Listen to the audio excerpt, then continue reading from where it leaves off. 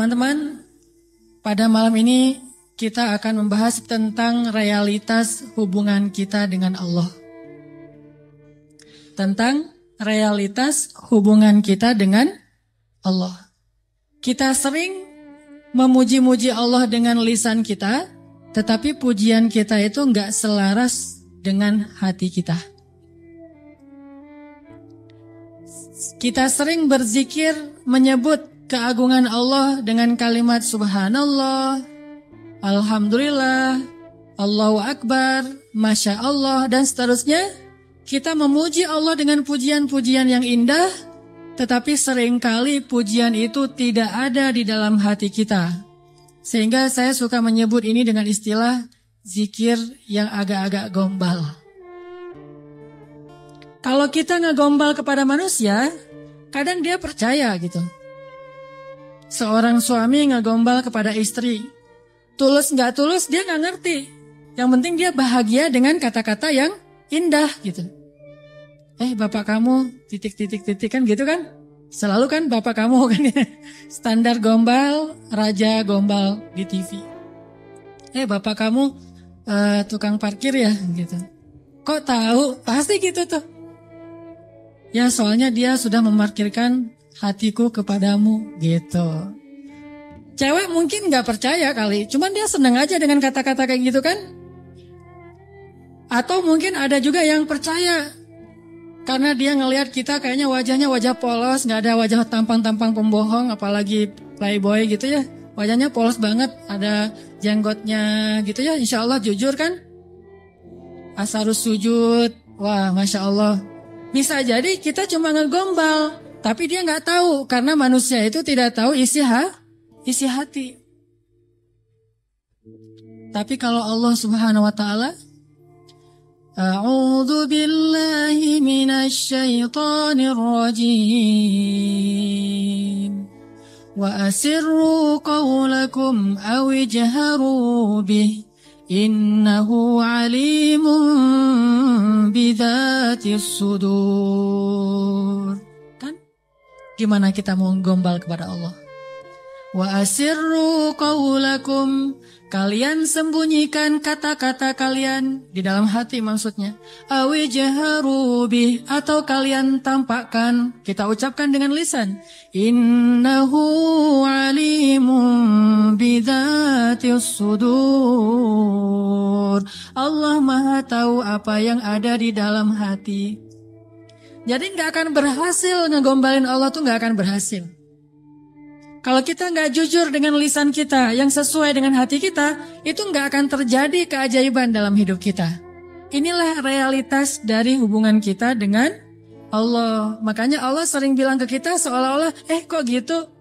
Barusan kamu bilang hasbi Allah, cukup bagi saya Allah. Tapi kok gak cukup kalimat Allah itu menggetarkan hati? Padahal kalau orang bilang hasbi Allah, cukup bagi saya Allah, pas disebut nama Allah, udah selesai masalah dia gitu. Contoh, ada musibah. Terus temannya bilang, tenang, ntar Allah ganti dengan yang lebih baik. Kan disebutkan nama Allah, tenang, ntar Allah ganti dengan yang lebih baik. Oh ini ada doa nih, wakhluf li khairam minha, ya Allah beri saya ganti yang lebih baik. Apakah kata-kata ini cukup buat kita sehingga kita tenang? Sehingga kita tidak lagi terus-terusan dalam keputusasaan terhadap musibah-musibah yang kita hadapi? Kalau enggak, berarti kita gombal mengatakan hasbi Allah. Katanya hasbi Allah, kok enggak cukup sih Allah buat kita? Padahal Allah berfirman di dalam Al-Quran, innamal mu'minun, orang mukmin yang sebenarnya, innamal mu'minuna alladzina idza dzukirallahu wajilat qulubuhum. Kalau disebut nama Allah hatinya gemetar. Maksudnya ngerespon gitu di dalam hati. Jadi mantap imannya, jadi mantap keyakinannya, jadi mantap tawakalnya kepada Allah Subhanahu wa taala. Benar enggak sih hasbi Allah? Coba. Kalau lagi bete, lagi ilfil, lagi nggak mood aja nih, lagi sedih, lagi galau berat. Yang buat bete, ilfil, galau berat kita itu reda apa? Jujur ya. Apakah sholat? Apakah jalan-jalan? Apakah makan-makan enak? Apakah main game? Apakah dengar musik? Apakah nonton film yang baru keluar? Mana yang paling gampang buat bete kita hilang? Itu jujurnya tuh. Kalau misalnya kita lagi bete, wudu, sholat, Allah Akbar, selesai sholat, hilang tuh bete. Berarti benar, hasbunallah, hasbiyallah. Tapi kenyataannya termasuk saya nih, gak gitu-gitu amat. Begitu ada masalah sholat, begitu selesai sholat, ini nonton di mana ya? Sama aja kan? Sholat sih, cuman habis sholat ternyata belum cukup, belum hilang juga nih. Saya udah sholat, saya udah zikir, saya udah doa, saya udah tilawah Al-Quran, saya malah udah tahajud, udah puasa, tapi belum hilang juga, masih ilfil banget nih. Mau cari makan enak mau makan yang pedas-pedas gitu, atau mau cari kopi, berarti belum hasbun, belum cukup, masih butuh tambahan. Memang berpengaruh, tapi belum cukup. Sholat ya menenangkan, cuma belum bisa menyelesaikan masalah. Berarti kita masih gombal dalam zikir kita. Makanya Allah bilang, kok gitu? Katanya saya cukup buat kamu. Kok kamu masih mencari solusi yang lain setelah saya? Kok kamu masih menyekutukan saya dalam mencari jalan keluar terhadap masalah-masalah kamu? Berarti kamu tuh gak benar ngomongin hasbi Allah. Orang yang benar-benar mengatakan hasbi Allah tuh kayak Ibrahim tuh. Ketika dia masuk ke dalam api, dilemparkan ke dalam bara api, tiba-tiba Jibril datang kepada Ibrahim mengatakan, "Ya Ibrahim, alaka hajah? Apakah kamu punya sesuatu yang kamu butuhkan? Sal, tu'ta, minta kepada saya nanti saya akan kabulkan." Kata Jibril. Apa kata Ibrahim? Amma ilaik fala. Kepada kamu? Enggak. Saya tidak butuh siapapun. Hasbiyallah wa ni'mal wakil. Baru Allah padamkan tuh api, keajaiban. Kenapa kita mengucapkan banyak kalimat zikir tapi tidak terjadi keajaiban-keajaiban dalam hidup kita? Mungkin kalimat kita itu belum jujur, belum sesuai dengan hati kita dan realitas kehidupan kita. Makanya zikir kita itu belum powerful. Harusnya zikir yang powerful itu begitu kita bilang hasbi Allah, api padam. Jadi kalau ada kebakaran, hasbi Allah, gak butuh telepon pemadam kebakaran, selesai sudah. Kenapa kita telepon pemadam kebakaran? Karena kita belum hasbi Allah secara jujur. Ini benar nih, walaupun agak-agak, contohnya agak-agak lebay mungkin ya, tapi benar loh. Kenapa? Kita ketika nggak usah api yang membakar rumah lah, nggak usah kebakaran. Hal sepele aja. Masalah perasaan, masalah lapar. Bukankah Nabi mengatakan nanti makanan orang di akhir zaman adalah kalimat la ilaha illallah?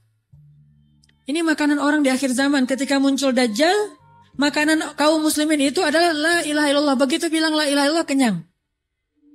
Itulah orang yang selamat di masa Dajjal. Kira-kira kalau sekarang Dajjal keluar, kita selamat nggak? Cari taunya gimana? Kalau teman-teman lapar, coba bilang la ilaha illallah. Lapar, masih lapar atau udah kenyang? Pasti masih lapar ya. Karena kita nggak menganggap Allah segalanya, hasbi Allah. Tapi nanti di akhir zaman, ketika Dajjal muncul, Nabi mengatakan makanan mereka pada saat itu adalah zikir subhanallah, alhamdulillah, Allahu akbar, la ilaha illallah. Itulah makanan mereka. Begitu mereka bilang subhanallah, la haula wala quwata illa billah, langsung kenyang. Anaknya bilang, "Pa, lapar." Bilang la haula wala quwata illa billah. La haula wala quwata illa billah, gimana? Udah kenyang. Ya tuh. Itu benar-benar umat akhir zaman banget tuh. Kalau kita kayaknya bukan umat akhir zaman. Umat zaman edan. Kita ucapin la ilaha illallah masih lapar, sholat masih galau, udah zikir sekian ribu masih sedih, masih sakit hati. Kenapa? Karena kalimat kita itu belum jujur. Kok gitu kalimat kamu, kata Allah kepada kita. Karena Allah tahu isi hati kita. Wa asirru qawlakum awijharu bih innahu alimun bidzatis sudur. Seandainya kita jujur, Allah akan tunjukkan keajaiban yang luar biasa loh dalam hidup kita.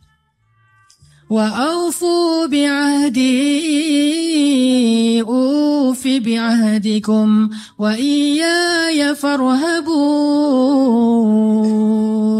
Kata Allah, Jujur, tunaikan janjimu kepadaku, aku pasti akan tunaikan janjiku kepadamu. Dan kepadakulah kalian akan lari. Maksudnya, kepada Allah kita meminta pertolongan. Jadi kalau kita jujur sama Allah, Allah akan jujur sama kita. Kalau kita benar-benar mengatakan itu dengan yakin, Allah tidak akan mengecewakan kita sama sekali. Keajaiban itu akan terjadi dalam hidup kita. Sangat mudah urusan kita. Saya sendiri sering membuktikan ini dan sering benar. Kalau ada yang keliru itu karena saya masih belum baik imannya. Misalnya contoh sederhana mau ceramah. Ceramah yang menurut saya paling beban adalah di sini. Di depan teman-teman semuanya. Kenapa? Karena saya selalu berharap ceramah sederhana saya itu benar-benar bisa menjadi suatu kebaikan yang bisa dibawa pulang oleh teman-teman sekalian. Pengen banget, tidak mengecewakan. Jadi saya bukan perform untuk menghibur, tapi perform untuk memberi sesuatu yang kita cari bersama kan. Kita cari ilmu, kita cari iman. Kita pengen datang ke majelis taklim itu pengen tajdidul iman, memperbaharui iman. Maksudnya pulang dari sini tambah yakin pengennya kan gitu ya. Pulang dari sini tambah semangat beramal soleh. Pulang dari sini semakin yakin untuk bergantung kepada Allah. Itu membuat saya terbeban. Ya Allah, jangan sampai penampilan saya buat mereka kecewa. Bukan karena pengen dielu-elukan ustadznya keren atau apa, enggak. Biar mereka tidak sia-sia waktunya datang ke sini. Terus gimana caranya? Saya akan berzikir. Salah satu zikir yang selalu saya baca, Rabbi syrah li sadri wa yassir li amri wahlul 'uqdatam min lisani. Dan wahlul 'uqdatam min lisani saya ulang berkali-kali. Kenapa? Saya khawatir saya tidak menyampaikan sesuatu dengan jelas dan baik sehingga teman-teman tidak memahami. Wa yassir li amri wahlul 'uqdatam min lisani yafqahuna qauli. Dan ternyata setelah membaca ayat atau zikir ini, Allah seperti memudahkan. Muncul terus saja materinya itu yang dulu udah lama dibaca, muncul lagi. Dan itu nggak dikonsep. Teman-teman bisa nanya kepada orang-orang dekat saya, teman atau istri saya jarang konsep materi ini, malam ini mau bahas ini, terus nyusun dulu, apalagi buat slide. Itu bukan saya banget lah. Modalnya tuh benar-benar saya mengonsep materi, mencari bahan, itu ketika saya di Mesir dulu. Itu masa-masa mencari bahan. Sekarang bukan masa mencari bahan, masa memahami realitas untuk menawarkan bahan ini loh. Dulu di Mesir nyari bahan baca, dengerin terus saja selama 6 tahun. Sekarang diingat-ingat, yang mana ya? Yang ini. Oh ya, sampein. Artinya doa Rabbi syrah li sadri itu benar-benar memudahkan urusan. Termasuk kalau misalnya kita lagi ada masalah sama seseorang. Kita doa ya Rabbi, mudahkan urusan saya. Mudah enggak? Kalau kurang mudah, berarti kita belum benar-benar jujur dalam kalimat kita kepada Allah. Jujur gimana? Kita yakin gak sih Allah yang memudahkan urusan kita? Kalau kita yakin banget, Allah akan tunjukkan keajaiban yang luar biasa. Seperti cerita kemarin tuh. 2 orang yang saling berhutang kan? Yang satu memberi hutang dan bertanya, siapa saksinya? Kata yang berhutang, Allah saksinya, boleh enggak? Kata yang memberi hutang, oh boleh, Allah itu sebaik-baik saksi dan itu jujur, yakin gitu. Coba kalau kita lakukan itu sekarang, mungkin kita akan dikhianatin, akan dirugiin sama banyak orang. Kenapa? Karena nggak yakin banget kepada Allah SWT. Masih ada sedikit, setitik ragu. Ntar kalau dia bohong gimana? Bukankah ada Allah? Ntar kalau dia lupa gimana? Bukankah ada Allah? Ntar kalau dia berubah pikiran gimana? Bukankah ada Allah? Ntar kalau dia hilang tiba-tiba nggak membayar hutang gimana? Bukankah ada Allah? Bukankah ada Allah? Ini jarang kita ucapkan. Kita masih ragu walaupun kita mengatakan hasbiyallah, hasbunallah. Makanya jarang ngelihat keajaiban. Padahal kalimat itu kalimat-kalimat yang mukjizat, powerful. Sebagian mungkin pernah dengar cerita Imam Hasan Al-Basri. Tahu Imam Hasan Al-Basri? Salah satu ulama generasi tabi'in, generasi kedua. Ceritanya, Imam Hasan Al-Basri ini pernah bikin seorang gubernur Baghdad namanya Hajjaj. Hajjaj ini gubernur yang sangat jahat, sering membunuh orang soleh, termasuk sahabat Nabi pernah dibunuh sama dia. Imam Hasan Al-Basri pernah bikin gubernur Hajjaj itu tersinggung. Kapan? Ketika Imam Hasan Al-Basri diundang ke rumah gubernur Hajjaj bersama beberapa ulama yang lain, beberapa tokoh masyarakat diundang ke rumah barunya, istana gitu. Jadi Raja Hajjaj ini suka bikin istana terus pamer. Ngundang nih. diundang orang-orang penting, minta semacam testimoni gitu, minta komentar. Jadi kalau bahasa kita mah ngeposting di sosial media, terus nunggu gimana menurut kalian. Jadi yang komennya tuh macam-macam ditungguin sama dia. Nanya ke setiap orang yang tamu yang diundang, gimana menurut kamu istana saya? Rata-rata mengatakan ini bagus, istana pertama yang saya lihat yang paling indah segala macam. Bahasa-bahasa memuji lah. Dan gak jujur. Begitu giliran Hasan Al-Basri, ya Syekh Hasan, gimana menurut Syekh tentang istana saya? Syekh Hasan mengatakan, saya sama sekali tidak tertarik dengan semua ini. Sesungguhnya apa yang ada di sisi Allah lebih baik daripada apa yang ada di sisi Anda.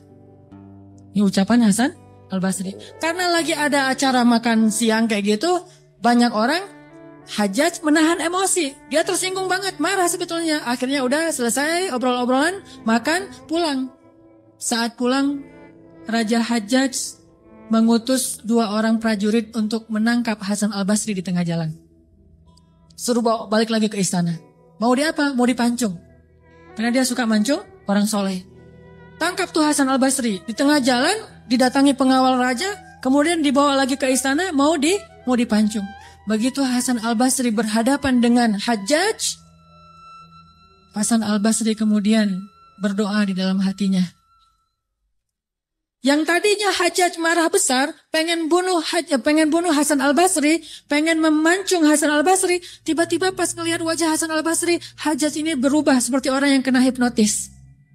Tiba-tiba dia tersenyum, tiba-tiba dia jadi orang yang humble, hangat banget, langsung memeluk Hasan Al-Basri. Selamat datang wahai Syekh, selamat datang, duduk. Syekh, beri saya nasihat, terus dikasih makanan, minuman. Setelah itu dipersilakan pulang, dikasih kendaraan yang terbaik. Sampai akhirnya Hasan Al-Basri keluar dari istana. Ketika di tengah jalan, pengawal-pengawalnya Hajjaj bertanya kepada Hasan Al-Basri, ya Syekh, kami tadi diutus oleh Raja menangkap Anda, agar Anda dipancung karena Raja tersinggung dengan obrolan tadi ketika makan siang. Dan Raja dalam keadaan marah besar. Tapi begitu bertemu dengan Anda, tiba-tiba dia berubah. Jadi baik, jadi kasih sayang, jadi luluh, emosinya jadi reda. Apa yang Anda lakukan kepada dia? Apakah Anda punya sihir? Kata pengawal. Kata Hasan Al-Basri, saya tidak pakai sihir. Terus apa? Saya sebelum bertemu dengan Hajjaj, tadi saya berdoa. Apa doanya? Ya Rabbi, Engkaulah yang menggenggam hidupku. Kepadamulah aku berserah. Ya Rabbi, padamkanlah amarah di hati Hajjaj, sehingga aku selamat, sebagaimana Engkau mendinginkan api kepada Ibrahim, sehingga dia selamat. Ini yang dibaca oleh Hasan Al-Basri. Ya Allah, padamkanlah amarah di hati Hajjaj sehingga aku selamat dari kezalimannya sebagaimana Engkau menyelamatkan Ibrahim dari api yang panas. Tiba-tiba Allah padamkan marahnya. Ini namanya zikir, doa powerful. Kenapa? Karena hati Hasan Al-Basri itu benar-benar bergantung kepada Allah itu 100%. Gak ragu sama sekali. Gimana pun pengawalnya banyak, tidak membuat dia ragu kepada Allah. Allah lebih besar. Gimana pun kuatnya Hajjaj, tidak ragu kepada Allah. Allah maha kuat. Sehingga kalimat yang sesuai dengan hati, Allah tunjukkanlah keajaiban kepada Hasan Al-Basri. Langsung luluh, langsung berubah dari marah menjadi sayang kepada Hasan Al-Basri. Kenapa kita jarang melihat keajaiban? Karena ucapan kita itu belum selaras dengan hati kita. Gak yakin-yakin amat sama Allah. Sering bilang la haula wala quwata illa billah, tapi kita masih yakin ada kekuatan lain yang mempengaruhi hidup kita. Padahal kata Nabi kepada Ibnu Abbas, kalau semua orang berkumpul dan ingin menolong kamu, mereka tidak dapat menolong kamu kecuali dengan seizin Allah. Kalau mereka semua berkumpul ingin mencelakai kamu, mereka tidak bisa mencelakai kamu kecuali dengan ketetapan Allah. Allah, Allah, Allah, di tangannya lah segala kebaikan, di tangannya lah segala kerajaan. Tabarakalladzi biyadihil mulk wa huwa ala kulli syai'in qadir. Percaya enggak kita dengan ayat itu? Jawab dengan hati kita masing-masing. Kalau kita percaya, baru terjadi keajaiban dalam hati kita. Pernah menghadapi orang marah? Pernah? Sering kan? Siapa yang marah?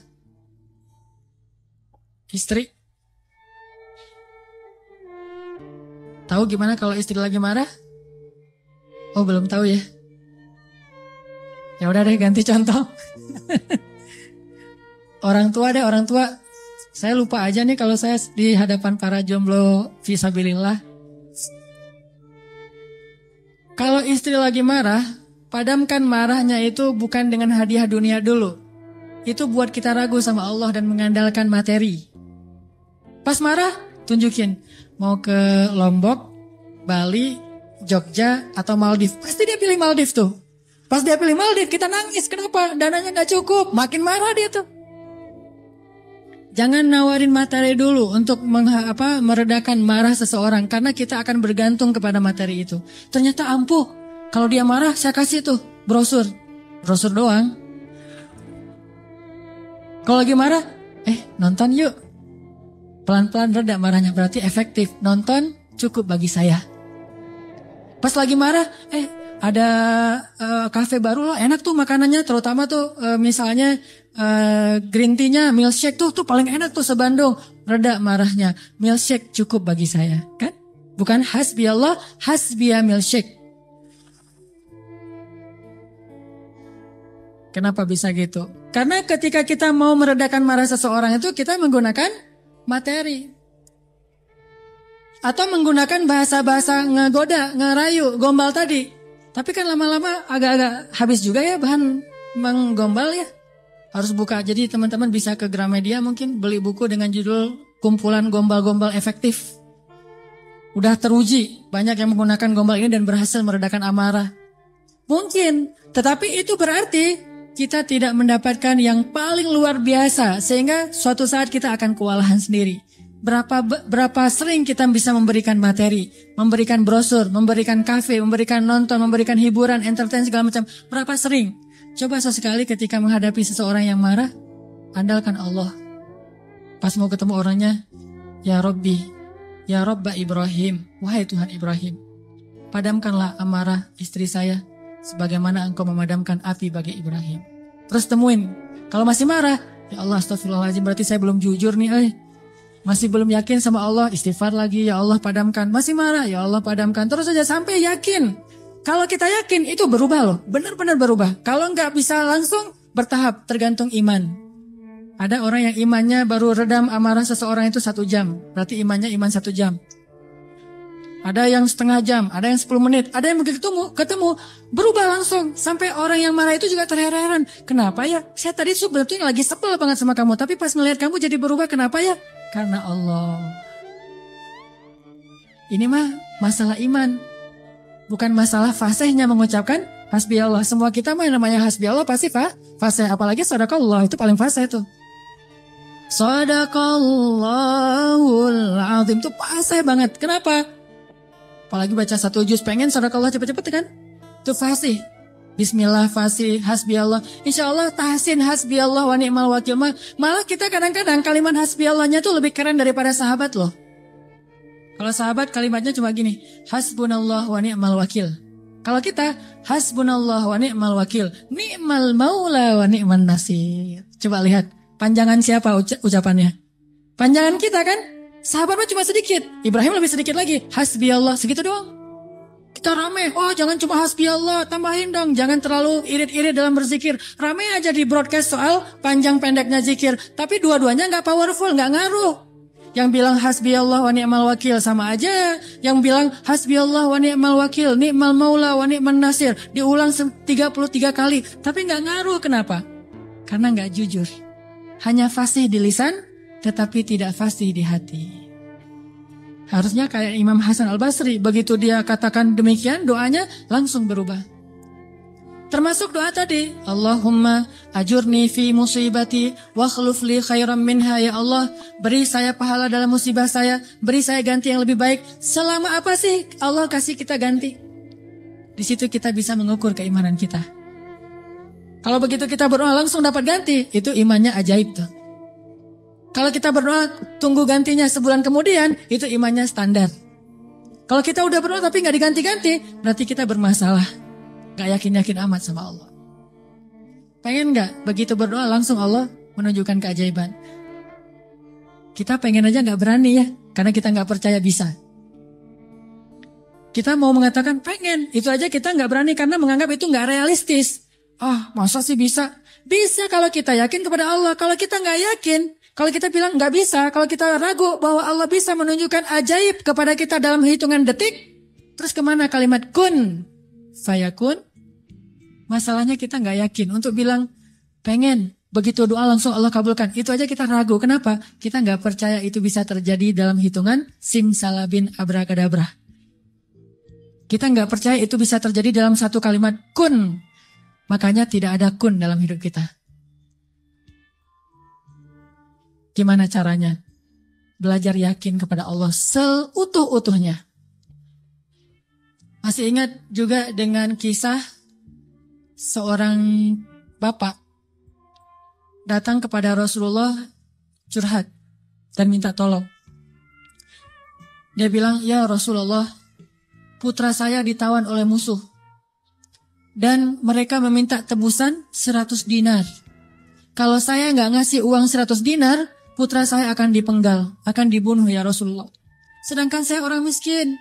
Jangankan 100 dinar, 100 dinar itu mungkin sekarang sekitar 250 juta. Mahal. Saya nggak punya uang sebesar itu ya Rasulullah. Untuk makan aja susah. Terus gimana ini ya Rasul? Waktu itu Rasulullah juga nggak punya apa-apa untuk diberi. Sahabat-sahabat banyak yang keluar negeri untuk berdakwah. Sehingga orang-orang kaya kayak Utsman, Abdurrahman lagi nggak ada. Terus nolongnya gimana nih? Nabi kasih satu zikir. Kata Nabi, Pak, banyak-banyak mengatakan la haula wala quwata illa billah. Bapak percaya? Oh percaya ya Rasulullah. Pulang dia tuh. Coba kalau kita digituin, ya insya Allah ya Rasul. Tapi duitnya gimana Rasul? Tetap aja kan? Udah minta zikir, minta duit. Yang konkret dong Rasul kalau kasih zikir, kalau kasih solusi. Zikir itu solusi paling konkret. Justru yang lain itu nggak konkret. Yang lain itu Allah tunjukkan kepada kita karena Allah sayang kepada kita. Allah tahu iman kita lemah. Kalau seandainya Allah mau memberikan kepada kita keajaiban menurut iman, mungkin kita nggak dapat apa-apa dalam hidup. Akhirnya Allah berilah kita pertolongan, jalan keluar. Cuman butuh waktu, karena iman kita juga butuh waktu. Kita taubat aja butuh waktu. Ya, untuk hijrah aja butuh waktu. Untuk taubat butuh waktu. Mau sholat aja minta tambahan waktu. Udah azan, jangan sekarang deh, ntar lagi. Gimana kita mau dapat pertolongan Allah yang sekarang? Fair gak sih kalau Allah mengatakan, oh ntar lagi ya hambaku, orang kamu juga barusan sholatnya juga bentar lagi. Allah kasih tuh. Begitu Nabi bilang, ucapkan banyak-banyak membaca la haula wala quwata illa billah. Dia yakin langsung mengatakan, oh ya insya Allah.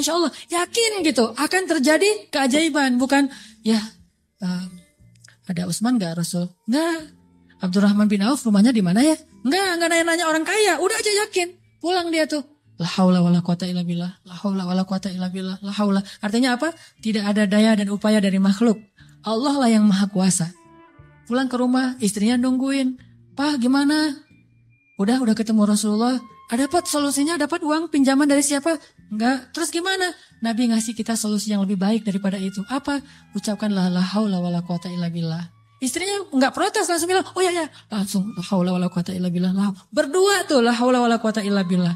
Enggak ada, kirain duit 100 dinar. Enggak sama sekali, yakin. Begitu malam, sepanjang siang mereka la haula wala quwata illa billah, malam hari tiba-tiba putranya pulang. Nggak sendiri, bawa ternak, bawa kambing banyak tuh, domba dibawa. Ada ratusan ekor domba dia bawa pulang. Di luar rame apa nih apa? Ada domba, siapa? Oh putra kita, Masya Allah. Pelukan, kangen gitu ya. Kamu gimana bisa selamat? Kata putranya, wahai ayah, ada keajaiban. Tadi, tiba-tiba, ketika saya sedang diikat dan besok mau dipenggal, pengawal-pengawal saya itu tiba-tiba pada ngantuk, tertidur, dan tiba-tiba ikatan saya menjadi longgar, sehingga saya bisa melepaskan diri, dan bahkan ketika saya mau pergi, saya kepikiran, kenapa saya nggak bawa domba-domba aja sebagai ghanimah? Domba 100 ekor, kira-kira berisik nggak sih? 100 ekor domba berisik nggak? Berisik kan? Berisik banget kan? Tapi seberisik itu, orang yang ngawal dia tuh nggak bangun loh. Allah udah tutup telinga dan penglihatan mereka. Mereka nggak bangun sama sekali, dibawa. Dan untuk ngumpulin domba 100 ekor, kira-kira butuh berapa jam? Itu bukan kerjaan yang gampang. Ngumpulin 100 ekor, digiring ke satu arah, udah gitu berisik lagi. Ada yang, domba yang lari ke sana, ditarik lagi. Namanya domba kan? Domba-domba yang tersesat gitu deh.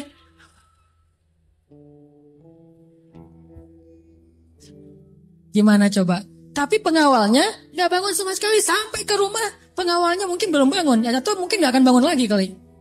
Ya, la haula wala quwata illa billah. Baru ayahnya sadar, Masya Allah, la haula wala quwata illa billah. Dan ini orang yang mengatakan ini nggak disebutkan namanya dalam riwayat. Kenapa? Saking nggak terkenalnya.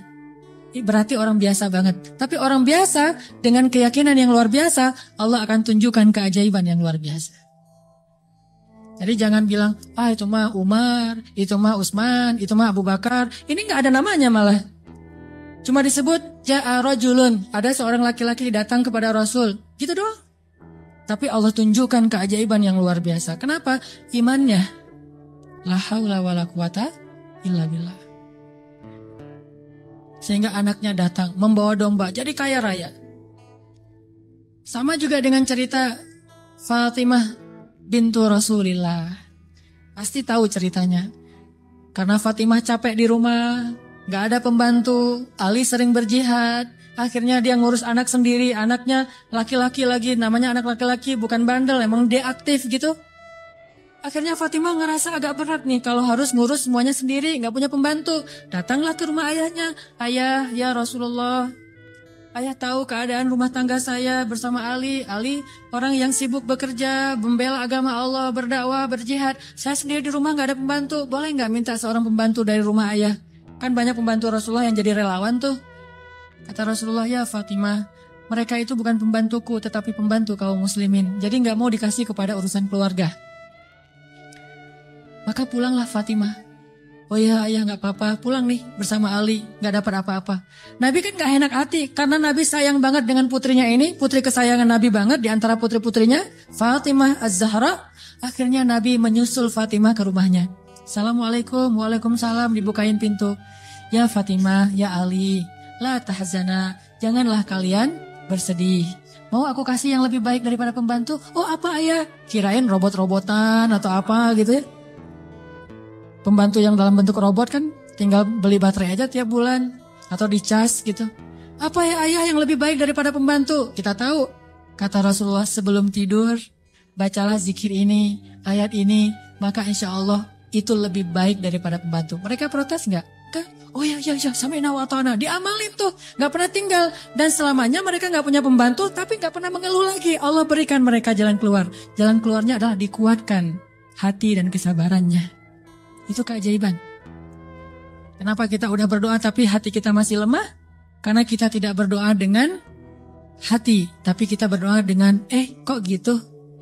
Gak sesuai antara lisan dengan kenyataan. Ada lagi nih kisah yang mungkin sebagian teman-teman pernah mendengar bagaimana Rasulullah SAW pada malam perang Badar melakukan apa Nabi malam perang Badar teh? Istighosah. Pernah dengar istilah istighosah? Mungkin sebagian orang menganggap istighosah ini bid'ah. Istighosah itu salah satu di antara hal yang paling luar biasa yang dilakukan Nabi dan disebutkan di dalam surat Al-Anfal, "Il tastaghitsuna rabbakum." Ketika kalian beristighosah kepada Tuhan kalian. Apa itu istighosah? Berdoa dengan penuh keyakinan.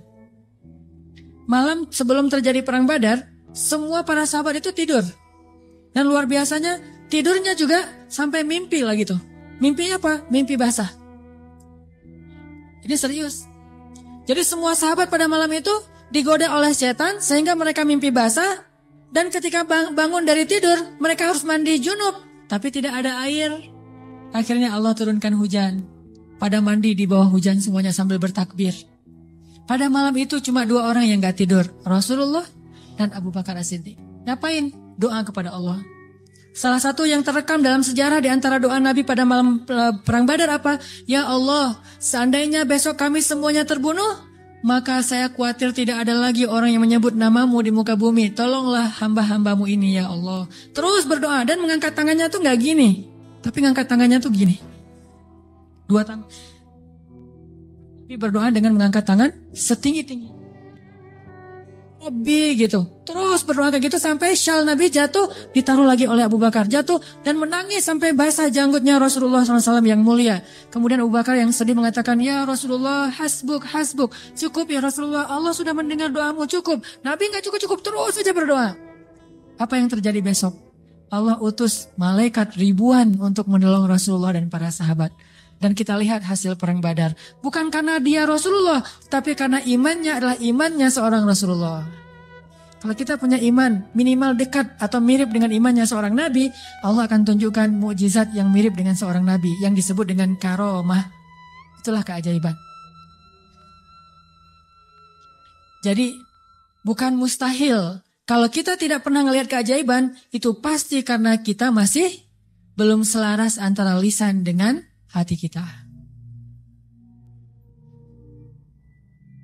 Masih ingat kalimat Nabi ditodong dengan pedang, dihunuskan pedang, lagi istirahat di bawah pohon. Nabi lagi istirahat nih. Tiba-tiba datang orang Badui, orang kafir, menghunuskan pedang di leher Nabi. Dan itu benar-benar mau membunuh Nabi. Nabi seorang diri, sahabat jauh. Terus laki-laki itu mengatakan, ya Muhammad, sekarang kamu sendiri. Kalau saya akan membunuh kamu sekarang, siapa yang bisa menolong kamu? Rasulullah dengan tenang dan mantap mengatakan, Allah. Kalimat Allah itu membuat laki-laki tadi gemetar dan jatuh pedangnya. Coba, ini kalimat Allah kayak gimana? Coba kita ucapkan Allah, ada yang gemetar nggak? Allah, apaan? Nggak dengar? Biasa aja. Jadi kalau ada musuh, misalnya kita lagi marahan nih di jalan, ada orang yang marah, pengen ngancam kita, Allahu Akbar. Dia langsung gemetar gitu, langsung tunduk, langsung gak bisa berdiri. Berarti ini Allahu Akbar kita ini udah benar-benar powerful. Tapi kenyataannya kan gak pernah kan. Kita bilang Allah terus orang gemetar gara-gara kata-kata kita. Rasul bisa kayak gitu loh. Jadi kalimatnya sama yang kita ucapkan dengan yang Rasulullah ucapkan. Tetapi hatinya beda. Nabi mengatakan Allah, gemetar tangannya, jatuh pedangnya, diambil oleh Nabi. Dihunuskan ke leher orang itu. Nabi bertanya, sekarang kalau saya mau membunuh kamu, siapa yang menolong kamu? Kata dia, engkau wahai Muhammad. Cuma engkau yang bisa menolong saya dan menyelamatkan saya. Akhirnya Nabi membiarkan dia pulang, dan dia akhirnya pulang dalam keadaan selamat dan menyebarkan agama Islam kepada kaumnya. Jadi, sesi pertama ini kesimpulannya apa? Salah satu di antara sebab tidak banyak terjadi keajaiban dalam hidup kita, karena iman kita belum ajaib. Insya Allah nanti habis sholat isya saya mau sharing kisah-kisah yang menurut saya lebih powerful untuk jadi pelajaran buat kita dalam berdoa, berzikir dan memohon pertolongan Allah Subhanahu Wa Taala. Insya Allah. Oke, teman-teman sekalian, tadi kita sampai kepada beberapa kisah tentang gimana menyelaraskan antara lisan dengan hati kita sehingga bisa terjadi banyak keajaiban dalam hidup kita. Ini kisah-kisah yang tadi kita dengar adalah bukti gitu. Orang kalau selaras antara lisan dan hatinya pasti terjadi keajaiban. Kalau ketika kita berdoa hati kita yakin seutuhnya kepada Allah, pasti Allah gak akan ngecewain kita. Gak mungkin. Allah itu gak mungkin mengecewakan kita. Allah sendiri kok yang berjanji, wa idza sa'alaka ibadi anni fa inni qarib ujibu da'watad da'. Itu Allah yang bilang, ujibu da'watad da'. Aku tuh dekat. Artinya berharaplah kepadaku gitu. Dan aku akan mengijabah setiap orang yang meminta kepadaku. Jadi Allah sendiri yang berjanji akan menunjukkan keajaiban, mengabulkan permintaan-permintaan yang baik dari hambanya, sehingga tidak perlu kita ragu Allah gak mungkin ngecewain kita. Begitu kita berdoa yang selaras di hati kita yakin kepada Allah, Allah akan tunjukkan. Itu rahasia paling gampang untuk hidup bahagia, untuk sukses, untuk dapetin apa yang baik-baik yang kita harapin. Contoh, kalau mau ngelamar seorang cewek, sebelum kita datang ke calon mertua, lobby dulu ke langit pemilik hati mertua. Jadi bukan dandan nomor 1, itu mah yang kesekian. Bukan misalnya bawa CV yang bagus isi CV-nya teh. Kalau perlu tanggal lahirnya diedit biar nggak terlalu ketuaan gitu ya. Cuma diedit satu angka doang, angka terakhir yaitu tahun. Kemudian pekerjaan, wira swasta. Kan sekarang wira swasta mah keren ya, pengusaha gitu ya. Walaupun wira swastanya masih baru merintis lah. Saya mah nggak mau terlalu makin jelek nanti. Wira swasta, jualan apa misalnya, apa aja lah. Apa aja dijual gitu. Yang penting tidak menjual harga diri. Wah, semuanya diedit. Itu bukan yang paling penting. Yang paling penting adalah gimana ngelobi lah langit, pakai jalur langit. Minta kepada Allah yang menggenggam hati. Begitu di depan pintu pagar, la haula wala quwata illa billah. La haula, sampai 100 kali. Kenapa 100 kali? Sampai yakin banget. Ini Allah lah yang menentukan hati seseorang hamba. Bisa dibolak-balik. Bisa jadi awalnya si calon mertua ini udah punya calon sendiri buat anak yang perempuannya. Mungkin lebih tajir, mungkin lebih keren, mungkin lebih berewokan, lebih nyuna gitu ya. Kita mah seadanya, udah pakai wak doyok juga belum tumbuh-tumbuh. Ya gimana, udah begitu takdirnya kan, terimalah kenyataan. Akhirnya orang tua, calon mertua tadi yang udah punya rasa srek kepada yang lain, tiba-tiba berubah pas ngelihat kita. Wah, ini nih calon menantu saya nih. Kita baru mau ngomong, udah tenang aja. Kamu bukan hanya akan saya berikan anak saya, juga domba-domba gitu ya. Kan la haula wala quwata illa billah. Dikasih modal nikah, dikasih mahar, disiapin semuanya, dimudahin banget. Kenapa? La haula wala quwata illa billah. Itu lebih penting daripada mahar, lebih penting daripada bawa kendaraan apa walaupun minjem, lebih penting dari apapun. Lobi Allah dulu, pemilik segala hati hamba. Itu berlaku banget. Jadi kalau selama ini masih belum beruntung, berarti kurang la haula wala quwata illa billah. Tips supaya mengakhiri masa jomblo, yakin sama Allah, banyak-banyak la haula wala quwata illa, dan berani datang kepada calon. Kalau kata seorang pelawak, kalau kita jelek, jangan takut untuk mencintai seorang perempuan. Karena yang takut itu harusnya yang dicintai, kan gitu ya. Kita mah gak usah takut, yang dicintai yang takut. Yang datang ke saya kok wajahnya gini. Tapi itu mah cak lontong. Jarine cak lontong. Oke. Sama juga kalau misalnya seorang istri pengen membujuk suaminya. Membujuk ngapain nih? Membujuk tambahan saldo. Ini udah akhir bulan nih, tanggal 31, pakai la haula wala quwata illa billah. Itu ngaruh banget. Sambil senyum, sambil la haula wala quwata illa billah. Oh ngerti mah, besok ditransfer gitu ya. Gak usah bilang, "Pak, uang bulanan," gak usah. Bilang aja la haula wala quwata illa billah. Lobi Allah sehingga dia jadi sayang sama kita, dikasih lebih. Jalan ke mall, lobi Allah supaya dia sayang sama kita, dikasih lebih. Jadi dibeliin apa. Ini semuanya karena kita yakin sama Allah yang maha kaya. Saya pernah dulu di tablik. Awal-awal saya dulu hijrah dari hidup gak jelas menjadi agak jelas. Saya waktu SMA juga masih belum jelas. Suka sama cewek tapi gak pernah disukai. Mungkin saya mirip dengan kata-kata Cok Lantong tadi kali ya. Suka, alhamdulillah gara-gara saya gak diterima, akhirnya saya gak pernah pacaran. Itu bukan karena saya gak mau pacaran, karena nasib aja. Jadi akhirnya gak bisa pacaran.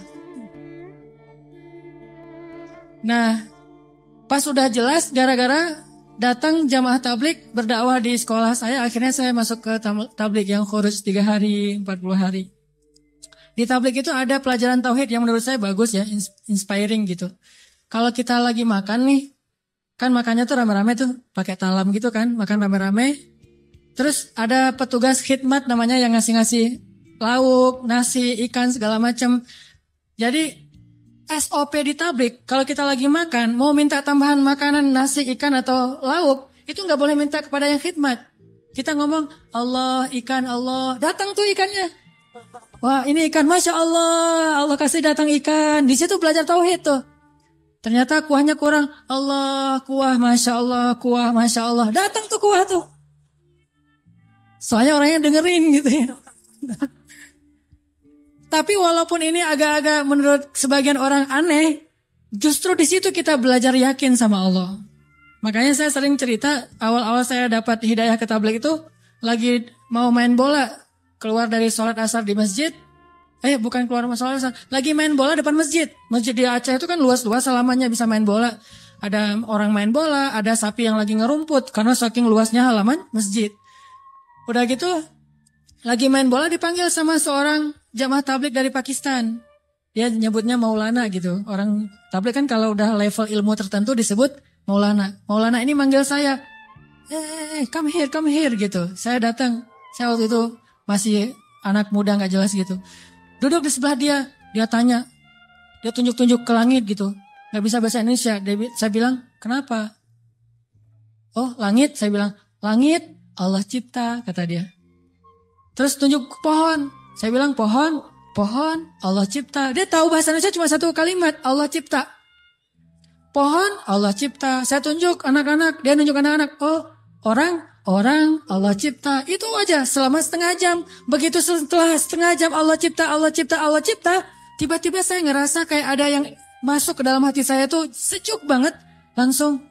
Saya langsung pergi wudhu, saya sholat kayak orang dihipnotis gitu. Sholat asar sendiri, udah selesai sholat asar sendiri, dia temukan dengan tabligh yang ada di situ, orang lokal, masuklah saya ke tabligh, khuruj 3 hari. Pulang ke rumah, saya dianggap orang aneh oleh orang tua saya. Wah, kamu gak boleh ke masjid lagi, kenapa? Kamu sekarang aneh. Aneh apa? Udah rajin ke masjid. Rajin ke masjid aneh dulu teh. Orang tua kan takut ke jaring aliran apa mungkin yang mau jadi pengantin, bom bunuh diri atau apalah, takut. Terus saya mulai pakai jubah waktu itu, jubah putih, sorban putih. Begitu saya lewat depan tetangga ada anak kecil lagi main, dia bilang, "Mak, malaikat lewat," gitu. Aduh, saya malaikat gitu. Luar biasa. Ini artinya belajar yakin. Kalau di beberapa dakwah itu benar-benar bab la ilaha illallah ini benar-benar kurikulum paling penting dan ini yang harus kita pelajari. Kalau kita ngandelin Allah banget dalam segala urusan, la yudayya'anallah, itu intinya. Allah nggak akan ngecewain kita. Manusia bisa banget ngecewain kita, bukan karena dia jahat. Kadang dia ngecewain kita karena emang dia nggak mampu untuk memuaskan dan membahagiakan kita. Bukan karena dia pengkhianat. Seorang istri, seorang suami kadang mengecewakan kita bukan karena dia nggak sayang sama kita, tapi dia nggak mampu memenuhi semua kebutuhan kita. Dia terbatas. Dan justru juga banyak orang yang sengaja ngecewain kita karena dia jahat, tapi ada juga orang baik ngecewain karena dia nggak mampu. Tapi Allah maha baik dan maha mampu. Bukan cuma maha baik. Kalau baik doang nggak mampu, ya apa bisa kita lakuin kan? Tapi kalau baik dan mampu, nggak ada batas. La haula wala quwata illa billah. Keajaiban-keajaiban yang luar biasa terjadi dalam hidup kita kalau kita mengandalkan Allah, selaras antara lisan dengan hati kita.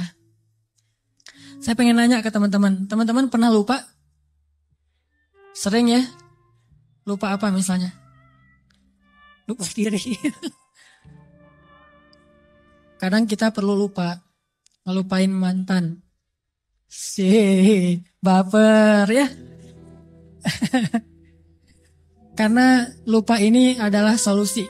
Melupakan mantan itu benar-benar solusi yang paling konkret. Karena kalau nggak bisa lupa kita nggak bisa move on. Dan kalau nggak bisa move on kita nggak bisa ketawa. Kalau nggak bisa ketawa kita nggak bahagia. Pernah lupa kan? Lupa pelajaran, lupa ayat Al-Quran. Kayaknya kalau lupa ayat Al-Quran sering nih, terutama di juz-juz di tengah. Soalnya belum hafal. Jadi pasti lupa. Kalau teman-teman lupa, apa yang teman-teman lakukan? Hah? Kalau lupa gimana? Diingat-ingat. Diingat-ingat. Berapa lama butuh waktu untuk sampai ingat lagi? Kadang cepat, kadang lama ya. Ada tips dari ulama Al-Azhar. Setiap kita ujian di kampus di Al-Azhar itu selalu ulama tuh syekh, doktor, profesor masuk ke ruang-ruang kelas kita bilang gini, ya abnai, wahai anak-anakku. Ini indahnya ujian di Mesir itu gitu. Bukan cuma ujian tulis, tapi dapat nasihat lagi mau ujian. Nasihatnya jangan nyontek ya, bukan. Nasihatnya apa? Ya abnai, panggilannya lembut, wahai anak-anakku. Kalau nanti kalian mau kerjakan soal, jangan lupa bismillah. Kalau kalian lupa, jangan lupa. Kalau kalian lupa, ucapkanlah istighfar dan salawat. Allah akan mengembalikan ingatan kalian. Karena tidaklah seseorang itu lupa kecuali karena dosa-dosa. Maka istighfarlah. Itu nasihat yang setiap tahun saya dengar kalau mau ujian. Jadi ngena banget gitu. Akhirnya saya praktekkan tuh. Wah, ini benar nih tips yang luar biasa. Lupa nih mau nulis, ini jawabannya apa ya? Ini di bukunya halaman berapa atau yang kata-kata siapa gitu? Astaghfirullahaladzim. Allahumma sholli ala sayyidina Muhammad. Kadang-kadang juga nggak ingat sama sekali, udah berkali-kali sholawat. Soalnya bukunya belum saya baca. Wah, ini nggak ingat-ingat ini.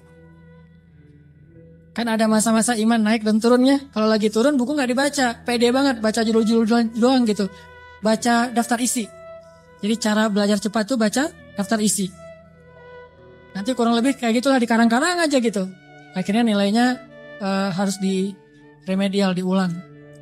Padahal udah selawatan masih remedial. Kenapa nggak belajar? Kalau kita lupa, coba deh. Uji iman kita dengan istighfar dan salawat. Kalau belum ingat juga berarti iman kita masih lemah. Lupa nama si fulan. Siapa ya? Lupa namanya. Astaghfirullahaladzim. Allahumma sholli ala sayyidina Muhammad. Langsung ingat. Itu berarti insya Allah udah bisa ngandelin zikrullah dalam hidupnya. Kalau belum bisa berarti banyak-banyak istighfar. Andalkanlah Allah. La yudayyi'akallah. Maka Allah tidak akan mengecewakan kita. Mau? Teman-teman pengen kalau misalnya ngelamar seorang cewek langsung diterima tanpa syarat? Mau? Serius? Gimana caranya biar terjadi keajaiban dalam hidup kita? Pengen ini, alhamdulillah dapat. Segala kebaikan yang kita pengenin dapat gitu. Pengen punya anak, Allah kasih anak. Ya Rabbi, wahanal azmu minni, washta'ala ar-ra'su syaiba, walam akun bidu'aika Rabbi syaqiyya. Ya Allah, saya sudah tua, rambut saya sudah beruban, tapi saya nggak pernah berputus asa dalam berdoa kepadamu. Fahabli min ladunka waliya, yarithuni wa yarithu min ali Yaqub waj'alhu rabbi radiyya. Langsung Allah bilang, Ya Zakaria, inna nubashiruka bi ghulam. Ismuhu Yahya, lam naj'al lahu min qablu samiyya. Ya Zakaria, langsung Allah kasih jawaban. Bergembiralah Zakaria, kamu akan punya anak laki-laki dan namanya saya kasih nama, bukan kamu yang cari di Google. Saya kasih nama, siapa namanya ya Allah? Yahya, dan tidak ada anak seperti dia sebelumnya. Solehnya luar biasa. Wa hananam min ladunna, anakmu itu hanan banget, kata Allah. Apa itu hanan? Lemah lembut. Wa hananan min ladunna, wa zakatan, anak yang terpelihara dari dosa. Wa taqiyya, hanan at-taqi, lembut dan mudah-mudahan bertakwa, cenah gitu ya. Itu sifat Nabi ya, Nabi Yahya.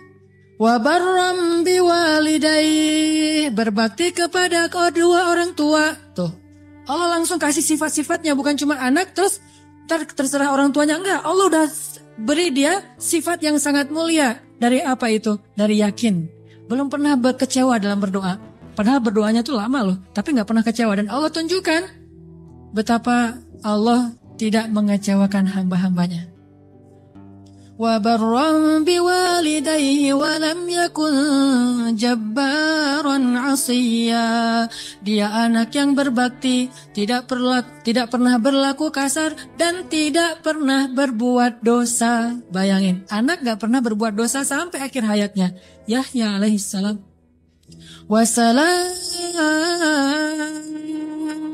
Wassalamun alaihi yawma wulida wa yawma yamutu wa yawma yub'atsu hayya. Dia selamat ketika dia lahir dan ketika dia wafat dan ketika dia dibangkitkan, dijamin masuk surga anaknya. Belum lahir udah dibilangin kayak gitu. Hasil dari mengandalkan Allah, yakin sama Allah, dikasih, tenang aja. Aduh udah 10 tahun nikah belum dikasih anak, tenang. Nabi Zakaria kayak gitu, Nabi Ibrahim juga kayak gitu. Ada perempuan yang dulu pernah saya kisahin di zaman Nabi Musa, ya Rahim, ya Rahim. Tapi dengan yakin ngomong kayak gitu. Coba kita bilang ya Rahim tapi gak yakin, gak dapet tuh. Takdirnya gak akan punya anak, tapi karena dia ya Rahim terus, tiba-tiba Allah mengubah takdir. Sesungguhnya rahmatku lebih luas daripada takdir.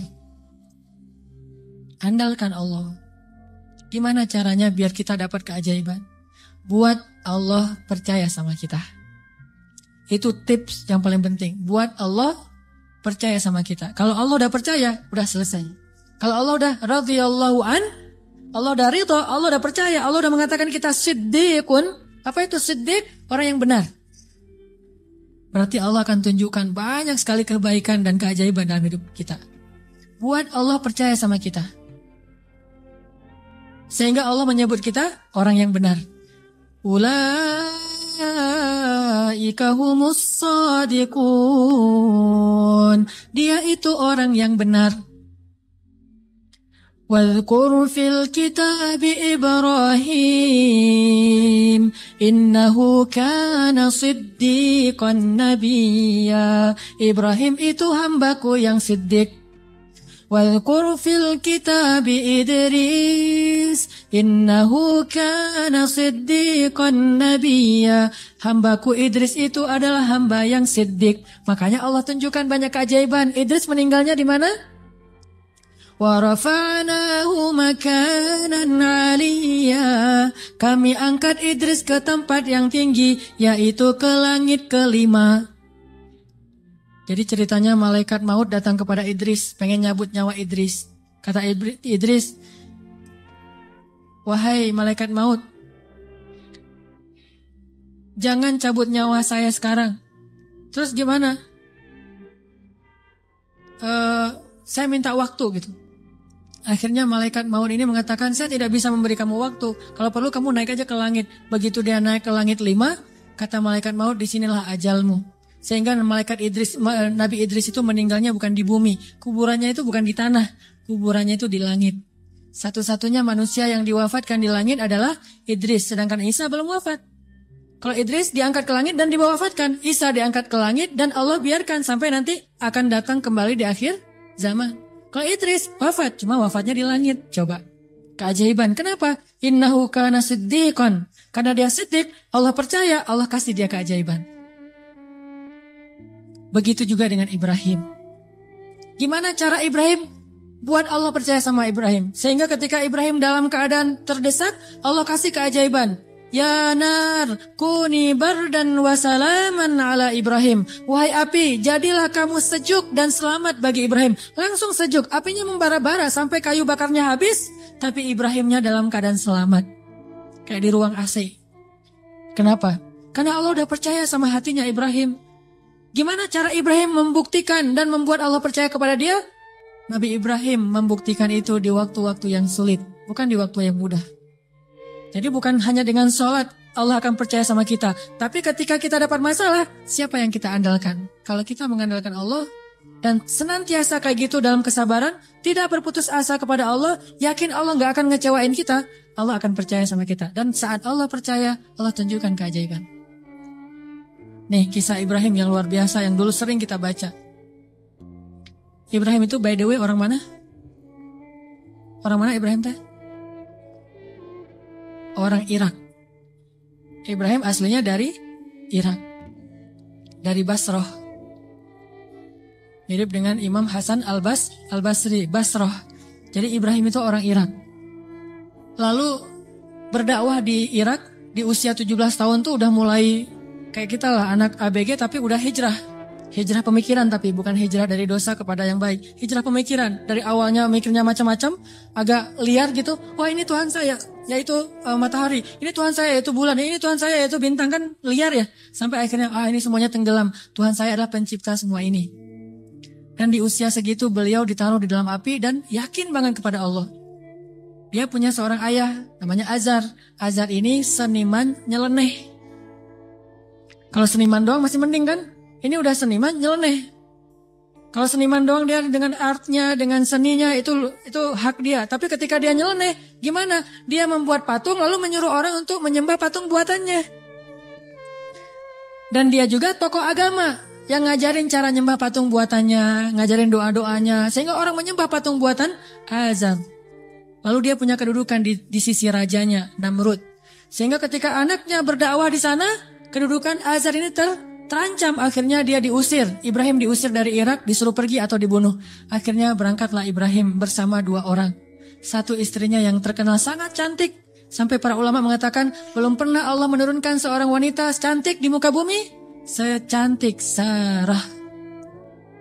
Itu perempuan paling cantik yang pernah ada di muka bumi. Kalau yang paling sempurna, Asia, Maryam, Khadijah, Fatimah. Tapi kalau yang cantiknya kayak Nabi Yusuf, itu Sarah tuh. Kalau laki-laki ganteng, Yusuf. Kalau perempuan cantik itu Sarah. Simbol kecantikan perempuan di muka bumi. Bukan siapa yang di Mesir teh? Cleopatra. Cleopatra kalau di film-film mah agak-agak hitam ya. Kurang menurut saya mah.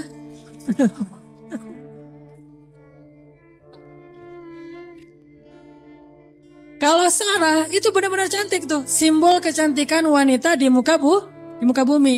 Nanti kalau punya anak jangan lupa kasih nama Sarah. Sarah. Nah, ditemani oleh Sarah, istri tercantik. Dan seorang murid yang kelak juga jadi nabi, namanya Lut alaihissalam.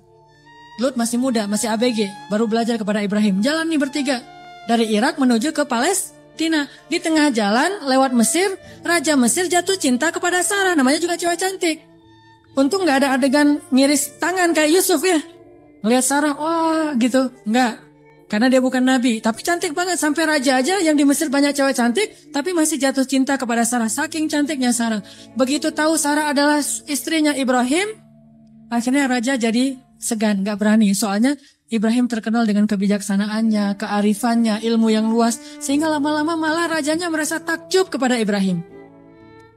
Karena tahu ilmu Ibrahim yang sangat banyak, ini menurut sebagian riwayat. Ini riwayat yang terakhir saya baca, ternyata yang paling kuat. Akhirnya raja ini menitipkan salah satu putrinya kepada Ibrahim yang kita kenal dengan nama Hajar. Ternyata Hajar itu menurut sebagian ulama, nih penelitian terakhir, bukan budak Mesir. Hajar itu putri raja.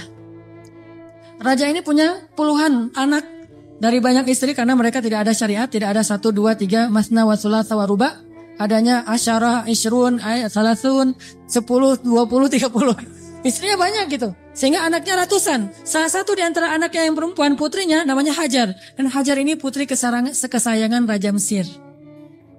Dititipin kepada Ibrahim untuk jadi apa? Nyantri di rumah Ibrahim, belajar kebijaksanaan dari Ibrahim. Dititipin nih. Hajar juga cantik. Tapi tetap Sarah paling cantik. Berangkat ke Palestina, bertiga sekarang, berempat. Ibrahim, Hajar, Sarah, Hajar dan Lut. Sampai di Palestina sekian tahun, Ibrahim gak dikaruniai anak dari Sarah. Akhirnya Sarah karena merasa tidak tega kepada suaminya dan suaminya sangat menginginkan anak laki-laki untuk meneruskan dakwahnya, Sarah nawarin kepada Ibrahim, Kang Ibra, Kang Ibrahimovic kalau orang kalau bola teh. Kang Ibra, apa neng? Ini Akang serius mau punya anak? Ya serius satu neng. Siapa juga yang gak mau punya anak? Ini mah kalau disundakan. Gimana kalau Akang nikah lagi? Tuh neng jangan canda tuh neng gitu. Malu-malu gitu ya. Ini senangnya cerita yang gini-gini nih. Padahal saya bukan mau ngomongin ini ya tentang la haula wala quwata illa billah, cuman agak-agak banyak gimmicknya. Jangan bercanda, udah gak usah ngomong yang gitu-gitu, gak lucu. Ini emang gak lucu kan, serius. Sambil menitikkan air mata, enggak. Terus maksudnya gimana? Gimana kalau dengan Hajar? Hajar udah belajar lama dengan Ibrahim. Dan udah ketahuan oleh Sarah, Hajar ini perempuan yang soleha, yang baik, yang bijaksana. Cocok insya Allah untuk Ibrahim. Dan dia lebih muda jauh. Akhirnya Nabi Ibrahim meminta petunjuk dari Allah. Kalau di kita mah sholat galau teh ya. Istikharah. Saat galau dulu, kalau dulu Nabi Ibrahim minta petunjuk Allah, akhirnya Allah menyetujui. Ya udah, Sarah udah dapat petunjuk dari Allah. Gimana jawaban Allah? Ya, aku sih terserah kamu.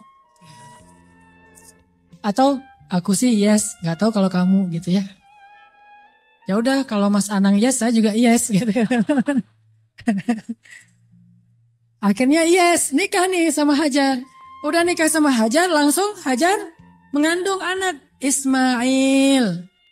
Maka kami berikan kepada dia Ismail, anak yang ghulaman halima, anak ghulamun halim, anak yang sangat lemah lembut dan cerdas dan rasanya peka gitu. Itulah Ismail. Sangat sabar. Punya Ismail kecil, namanya calon nabi kan ganteng. Nih, by the way lagi ya, gak ada nabi yang jelek. Semua nabi itu keren. Maka insya Allah, dai-dai juga para pewaris nabi harus keren. Ini maksudnya apa sih? Nabi itu semuanya keren gitu ya.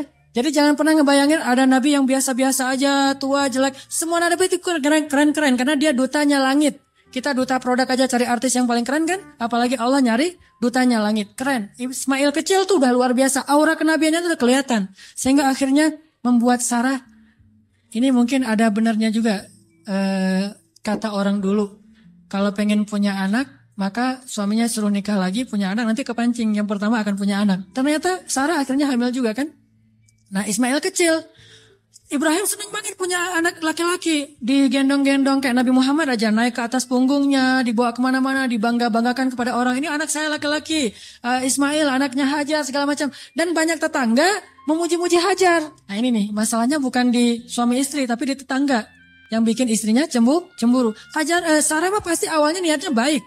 Gak akan cemburu. Tapi gara-gara tetangga. Hajar hebat ya. Udah punya anak ganteng. Mirip banget dengan Hajar. Gitu-gitu. Akhirnya Sarah kan jadi panas juga lama-lama tuh.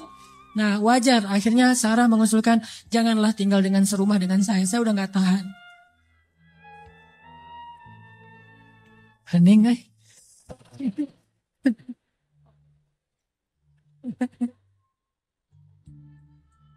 deg-degan dengan kayak gini. Kayak film horor. Kata Sarah, wahai lupa bukan wahai, Kang Ibra. Neng teh udah gak tahan serumah sama Hajar. Kenapa tuh Neng? Ya semua tetangga muji-muji Hajar. Aduh Neng teh apa itulah. Oh ya udah, minta lagi petunjuk Allah. Akhirnya Allah kasih perintah. Perintahnya apa? Pindah rumah. Tapi nggak tanggung-tanggung. Pindah kota, pindah negara. Dari Palestina ke Saudi Arabia. Dulu namanya Bakkah. Wahai Ibrahim, bawa Hajar dan anakmu ke sebuah lembah Bakkah. By the way, perjalanan dari Palestina ke Mekah butuh waktu 2 jam naik pesawat. 2 jam naik pesawat itu kurang lebih dari Jakarta ke Medan. Atau Jakarta, Surabaya. Tapi Ibrahim tidak naik pesawat, tidak naik buruk, tidak naik onta, nggak naik kuda, jalan kaki. Apakah Hajar protes? Kemana Kang Ibra? Pokoknya ikut aja lah gitu. Oh iya udah ikut aja. Nggak pernah nanya kemana. Ini saya aja tadi nanya. Nggak pernah nanya kemana ya Ibrahim. Nggak. Kata Ibrahim ya Hajar dapat perintah dari Allah kita ke lembah Bakkah. Ikut. Ya sami'na wa ata'na. Nggak pernah nanya kemana. Nggak pernah naik apa. Terus bekalnya gimana. Terus ada rest area di mana aja. Di kilometer berapa. Nggak. Udah aja jalan gitu. Coba bayangin suami bawa istri. Kadang-kadang kesasar muter-muter istrinya langsung. Wah papa gak tahu jalan pakai ini atau GPS. Gak sabar ya. Atau suami ngajak jalan kemana gitu. Udah mama turun di mall ini aja nanti dijemput lagi gitu kan. Minta dijemput di mall. Kalau Hajar gak. Mau naik apa kemana. Sami'na wa ata'na kepada suami. Ini supaya Allah percaya sama Ibrahim dan Hajar. Jalan. Kira-kira dari dari Jakarta ke Surabaya jalan kaki berapa lama? Atau naik skateboard aja deh. Jalan kaki berapa lama? Tebak aja deh. 1 bulan ya. Perjalanan 1 bulan. Gak ada rest area sama sekali. Makanannya apa yang dibawa sebagai bekal? Roti keras yang kalau dimakan itu harus direndam dulu dengan air. saking kerasnya roti supaya awet gitu. Jadi kalau udah sampai di oasis kecil, Nabi Ibrahim turun duduk bersama istrinya, bersama bayinya, rendam roti dulu sambil ngobrol-ngobrol. Wah, padang pasir. Ya iyalah, apalagi gitu. Direndam nih roti sampai akhirnya rotinya udah agak lembut, makan. Hajar ngasih ke anaknya. Udah gitu jalan lagi sebulan, bayangin, nggak pernah nanya kemana sih Ibrahim, ini nyasar kemana sih kita, nggak bawa peta gitu, nggak sama sekali, jalan aja. Sami'na wa ata'na. Begitu sampai di sebuah lembah yang kata Allah, biwadin ghairi dhi zar'in 'inda baitikal muharram, di sebuah lembah yang tidak ada pohon apapun. Pohon yang di tempat lain di padang pasir aja tumbuh, ini nggak tumbuh sama sekali saking tandusnya. Udah sampai di lembah itu, kemudian Ibrahim mengatakan, disinilah tempat kita, ini rumah kedua kita. Hajar nggak pernah banding-bandingin, rumah Sarah enak tuh di Palestina, kok saya ditaruh di sini? Nggak, udah, oh iya, tinggal di sini teman Ismail. Dan nggak ngomong-ngomong juga, ini gara-gara Hajar, gara-gara Sarah nih. Nggak nyalahin Sarah, nggak nyalahin Ibrahim. Sami'na wa ata'na, buktikan itu biar Allah percaya sama kita. Kalau Allah percaya, Allah nggak akan ngecewain kita. Sami'na wa ata'na, ya Ibrahim, ya, tinggal di situ aja. Baru 3 hari tinggal di situ, akhirnya Ibrahim mengatakan di satu pagi, ya Hajar, aku harus kembali ke Palestina. Baru di situ Hajar tanya, setelah sebulan gak nanya apapun, taat aja. Baru ketika mau ditinggal di lembah yang gak ada air sama sekali, cuma ada air di dalam tempat dari kulit yang mereka punya, dan itu hanya bertahan 1 hari lagi. Tiba-tiba Ibrahim bilang mau pergi ke Palestina lagi. Baru di situ Hajar bertanya dengan lembut sekali, ya Ibrahim, kenapa kamu meninggalkan kami di sini? Nanyanya gitu. Mendengar pertanyaan ini Ibrahim gak tega dan langsung pergi. Gak menjawab, gak ngelihat, pergi aja. Melihat suaminya pergi, anaknya lagi digendong. Ibrahim Hajar gak pernah mengatakan, kamu tega sama saya? Kalau kamu tega sama saya, minimal jangan tega dong sama bayi saya. Sinetron banget ya. Ini sama bayi saya nih, bayi kita Ibrahim. Ini hasil cinta kita berdua gitu kan. Enggak sama sekali, gak baper lah. Iman tuh mengalahkan baper. Ya Ibrahim, kenapa engkau tinggalkan kami di sini? Cuma sesingkat itu pertanyaannya, lembut lagi tuh, dan gak marah-marah. Pokoknya kalau kamu pergi, jangan balik lagi. Gak gitu. Ibrahim gak tega, akhirnya Ibrahim jalan aja. Begitu agak jauh Ibrahim jalan, baru Sarah nanya dengan pertanyaan yang benar. Allahu amaraka bihadza? Apakah Allah yang menyuruhmu begini? Allah, jadi kalau A-nya panjang itu artinya apakah Allah? Kalau Allahnya pendek berarti Allah aja. Jadi kalau kita azan jangan Allahu Akbar, Allahu Akbar. Apakah Allah Maha Besar? Itu salah ya. Makanya A-nya jangan kepanjangan, kecuali bertanya. Allah, A itu apakah? Makanya Hajar bilang, Allahu amaraka bihadza? Apakah Allah yang menyuruhmu begini ya Ibrahim? Baru Ibrahim berhenti dan mengatakan, ya. Ini setelahnya kalimatnya powerful banget. Apa kata Hajar? Idzan la yudayyi'anallah. Kalau gitu pergilah wahai suamiku, Allah gak akan mengecewakan kami. Coba. Baru Allah percaya sama Hajar. Kalau gitu pergilah suamiku, Allah gak akan mengecewakan kami. Jadi kita, papa pergi dulu ya. Papa baru datang pergi lagi. Gak usah dijawab. Langsung aja nyalain kendaraan. Nanti istri akan nanya, Pak, Allah yang nyuruh papa pergi. Baru dijawab. Kalau dia nggak nanya gitu, berarti pertanyaannya salah. Jadi jangan dijawab. Udah jangan nyalain kendaraan deh. Pakai helm. Gereng. Ujung-ujungnya baru nanti dia SMS. Pak, kemana Pak? Allah yang nyuruh papa pergi ya. Baru kita bilang, benar mah Allah yang nyuruh. Yaitu untuk ta'lim. Kan Allah yang nyuruh kan? Ta'lim. Oh kalau gitu pergilah Pak. Selama-lamanya.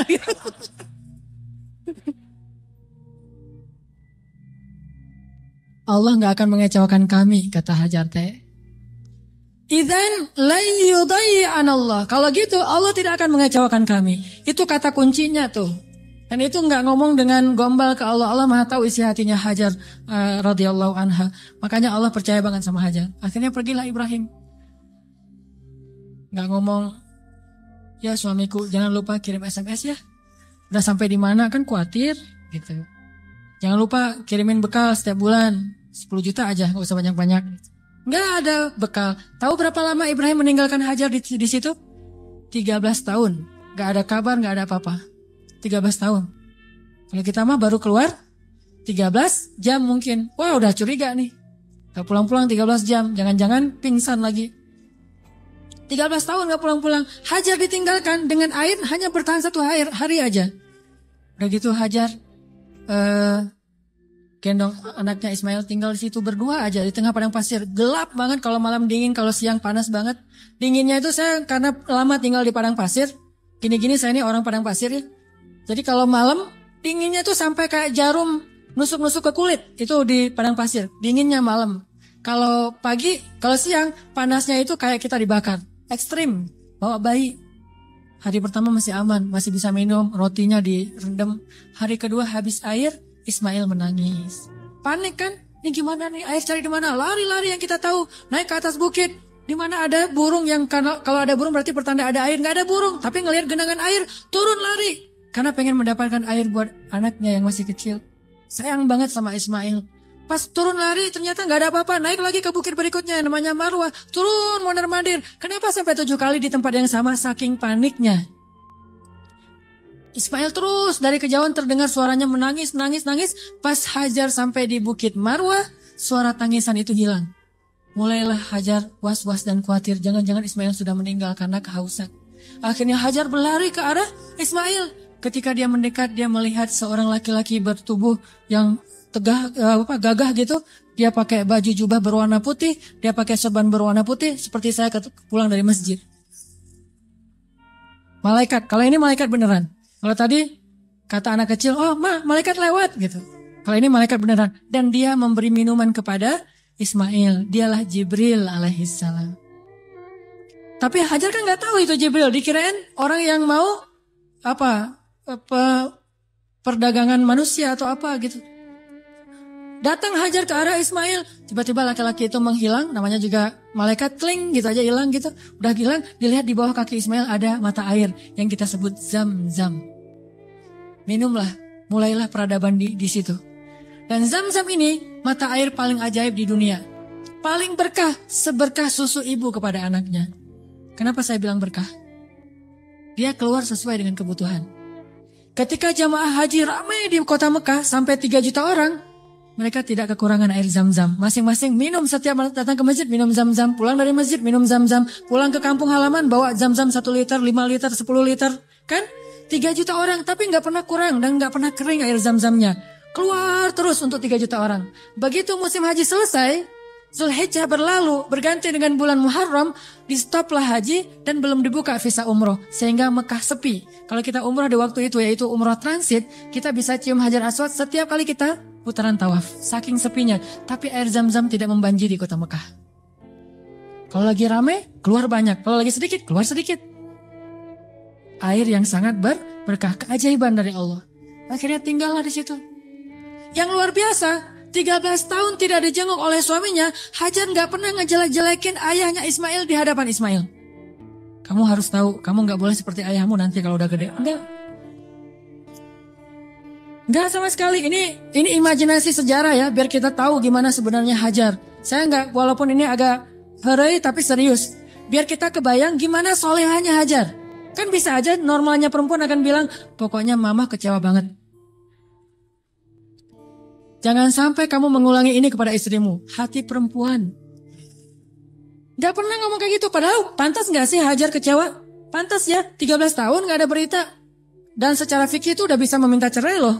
Secara fikih udah bisa full itu minta cerai kepada hakim. Tapi Hajar tidak sama sekali menjelekkan Ibrahim di hadapan anaknya. Apa buktinya? Ketika 13 tahun kemudian datang Ibrahim, Ismail akrab-akrab aja sama ayahnya. Ayah gitu. Oh ini nih mah orangnya nih mah. Nah. Wah udah nih, kan Ismail udah gede. 13 tahun orang Arab kan beda sama kita. 13 tahun kita kan masih culun. 13 tahunnya orang Arab itu udah memimpin pasukan seperti Usama bin Zaid, cucunya Rasulullah, cucu angkat. Udah memimpin pasukan tuh 13 tahun usianya. Jadi udah gagah. Dan bahasa Allah itu ketika Ismail sudah berusia sebaya, artinya udah gagah gitu. Coba, Ibrahim waktu itu usianya berapa? 101 tahun. Ketemu kakek-kakek 101 tahun. Mah, yang mana orangnya? Ini. Kan bisa aja kan? Enggak. Mah, siapa itu? Itulah ayahmu Ibrahim, wahai Ismail. Ayah, langsung datang, cium tangannya. Ayah, gitu. Nggak ada seuzon sama sekali. Itu hasil pendidikan Hajar yang luar biasa Allah kepada anaknya. Dan bukti yang lebih berat lagi, 3 hari kemudian, Ibrahim mimpi menyembelih anaknya. Dan tahukah kita apa jawaban anak itu? Wahai ayahku tersayang. Bahasanya, ya abati. Bukan, ya terserah ayah deh. 13 tahun ditinggalin, sekarang mau nyembelih lagi. Ini bukan hasil pendidikan Ibrahim nih. Ini anak hasil pendidikan Hajar banget nih. Bukan Ibrahim yang mendidik dia, tetapi Hajar. Ibrahim mendoakan dia. Pelajarannya apa? Pendidikan anak yang paling berpengaruh itu dari ibu. Tapi doa adalah dari Rabbi habli minas solihin. Ibrahim yang mendoakan dia dari langit. Hajar yang mendidiknya di bumi. 13 tahun akhirnya kata dia, ya abati, wahai ayahku tersayang. If'al ma tu'mar, lakukan apa yang diperintahkan kepada ayah. Satajiduni insyaallah minas sabirin. Akan engkau dapati aku termasuk orang yang bersabar. Jadi gak mau nyusahin ayahnya. Dalam menjalankan perintah Allah, dia tahu ayah yang nabi. Jadi jangan sampai ayah saya susah gara-gara saya yang gak rela. Saya rela banget wahai ayah. Yang penting ayah tahan sama Allah. Saya akan bersabar wahai ayah. Coba kalau Ismail bilang, apa gak salah ya? Kok mimpinya aneh-aneh gitu? Pasti godaan setan deh. Gitu kan? Atau yang lebih ekstrim lagi, ayah tega. Udah ninggalin mama sekarang mau nyembelih saya. Wah ini bener nih ayah nih. Pasti nih bukan nabi dan segala macam. Enggak marah-marah sama ayahnya. Udah aja sami'na wa ata'na. Ismail lah gitu. Anak seorang siddiq, anak seorang ibu yang siddiqah, anak seorang ayah yang siddiq, dan melahirkan anak juga yang siddiq. Dan itu bukan basa-basi ya, benar-benar dibawa ke sebuah jabal kurban namanya bukit di daerah Arafah. Di sana Ibrahim udah mengasah parang, golok. Ketika ngeliat golok, Ismail nggak bilang, ternyata serius ya? Kirain tadi main-main gitu. Enggak, serius. Ismail tahu, udah ditidurkan Ismail. Sebelum ditidurkan Ismail curhat dulu sama ayahnya. Ya ayah, ya abati. Abati itu panggilan lembut. Kalau yang biasa ya abi. Jadi kalau kita bilang abi itu biasa. Kalau mau lebih lembut, abati. Itu lembut banget. Wahai ayahku tersayang. Ya abati. Supaya ayah tidak berat hati dalam melakukan perintah ini, tolong tutuplah wajah saya, biar ayah gak ngelihat wajah saya. Takut kasihan. Oh ya, ditutup. Hai ayah, tutup tubuh ayah dengan kain, supaya darah saya tidak mengenai baju ayah dan dilihat oleh ibu, nanti ibu jadi sedih. Ditutup. Wahai ayah, sampaikan salam saya ke ibu. Saya sayang sekali kepada ibu. Coba gimana hati seorang ayah. Terakhir, ayah, tajamkan pisau itu supaya memudahkan saya. Berarti yakin banget kan? Gak ada sama sekali kepikiran oleh Ismail, tenanglah, ntar diganti dengan domba. Gak kepikiran. Itu mah kita yang udah yakin karena udah baca buku. Dan salah lagi baca bukunya. Buku yang kita baca tuh Ismail tiba-tiba berubah jadi domba. Terus Ismailnya kemana? Kan gitu kan bukunya? Padahal gak gitu. Ismailnya dibangunkan, dombanya keluar dari bukit terus disembelih. Bukan Ismail berubah jadi domba, tetap aja anaknya. Cuma dari kutuk jadi domba kan? Saya kayak malin kundang. Enggak, itu mah salah dalam catatan buku sejarah. Ya ayah, sampaikan salam saya ke ibu ya. Dan tolong jangan ceritakan ini dulu kepada ibu. Wah, dia tahu ibunya soleha banget dan kuat banget. Akhirnya ditaruhlah golok itu di leher Ismail. Dan Ibrahim mengatakan Bismillah ya Allahu Akbar. Mau ditarik tuh. Yakin dan Allah tahu isi hati Ibrahim. Mau ditarik. Ismail udah pasrah aja. Udah ini terakhir kali saya hidup di dunia. Baru ketemu 3 hari dengan ayah saya. Pas mau ditarik. Allah tahan tangannya Ibrahim seperti orang stroke. Gak bisa gerak gitu. Baru Allah berfirman. Ya Ibrahim. Qad saddaqatar ru'ya. Engkau sudah membenarkan perintah. Allah udah percaya sama Ibrahim sekarang. Ditahan. Akhirnya kata Allah angkat Ismail. Ini adalah bala'un mubin. Inilah ujian yang berat untuk melihat siapa yang benar-benar beriman. Gitu cara Allah percaya sama kita. Lewat ujian hidup kita.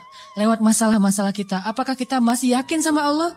Sampai ke titik darah penghabisan masih yakin sama Allah? Justru di titik itulah nanti Allah percaya sama kita. Allah ganti semua musibah itu sebagai rahmat. Allah kasih dia seekor domba yang sangat besar. Dan kelak itu menjadi syariat yang sangat indah bagi kaum muslimin. Diabadikan sepanjang masa, ribuan tahun dikenang. Ini bukti.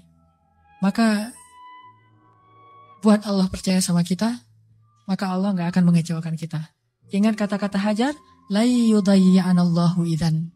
Kalau Allah yang memerintahkan gini, berarti Allah tidak akan mengecewakan saya. Cukuplah Allah yang menyuruh kita, yakin Allah gak akan ngecewain kita. Udah setelah itu, hasbunallah, la haula wa la quwata illa billah, tawakkaltu ala Allah, aslamtu ilallah, dan seterusnya. Insya Allah kita akan melihat keajaiban.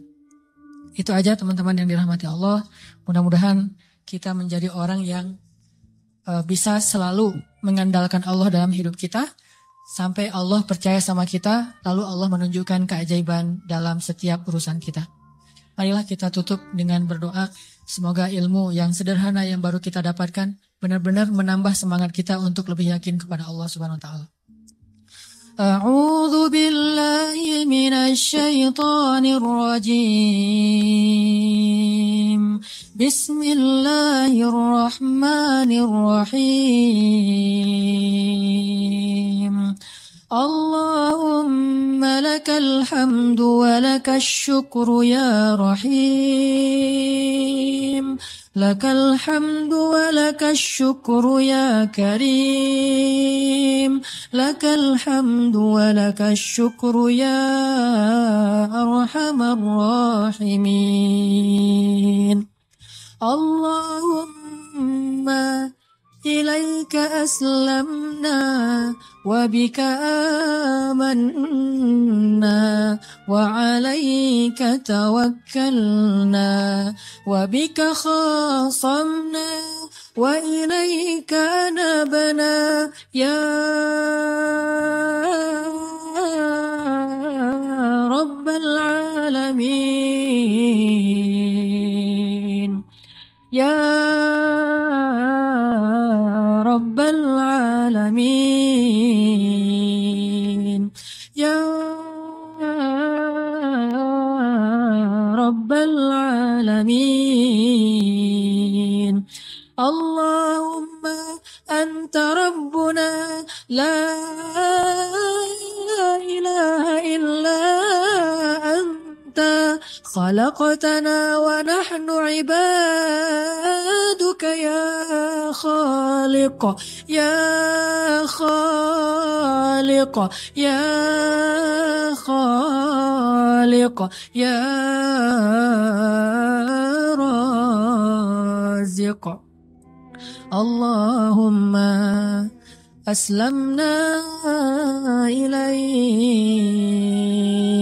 antal hayyul qayyum antal ladzi la ta'khudhuhu sinatun wa la nawm antal khaliq ya Allah biyadikal khairu ya Allah antal ladzi ala kulli syai'in qadir.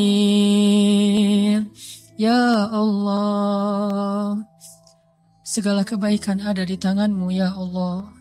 Ya Allah, Engkaulah yang maha pemurah ya Allah. Ya Allah,